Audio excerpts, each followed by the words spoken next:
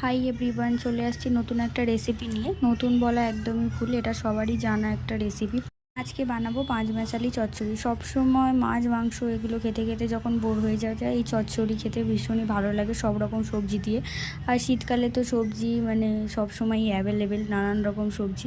সেই জন্য সবজিটা দিয়ে আজকে চচ্চড়ি বানাবো। এটার জন্য সব রকম সবজি কেটে ধুয়ে নিয়েছি এবং একটা কড়াইতে তেল গরম করে তাতে 5 ফোড়ন দিয়ে পেঁয়াজ টমেটো দিয়ে ভালোভাবে নেড়ে চেড়ে নিয়েছি।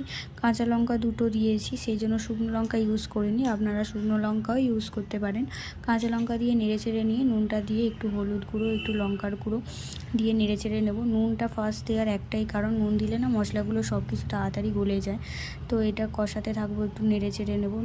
এবার যে সবজিগুলো কেটে ধুয়ে রাখছিলাম সেগুলো দিয়ে দেবো, দিয়ে একটু নেড়ে চেড়ে ভেজে নেব যাতে মশলাগুলো ভিতরে ঢুকে যায়। ঢাকা দিয়ে দেবো, কারণ ঢাকা দিয়ে দিলে তাড়াতাড়ি সিদ্ধটাও হয়ে যাবে আর কষানোটাও হয়ে যাবে।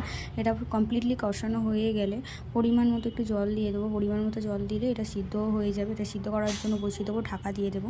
ঢাকা দেওয়া হয়ে গেলে এটা কমপ্লিট পুরোপুরি হয়ে গেলে একটু দেখতেই পারবে, আলুগুলো একটু দেখে নেবে যাতে সিদ্ধ হয়ে গেছে কিনা।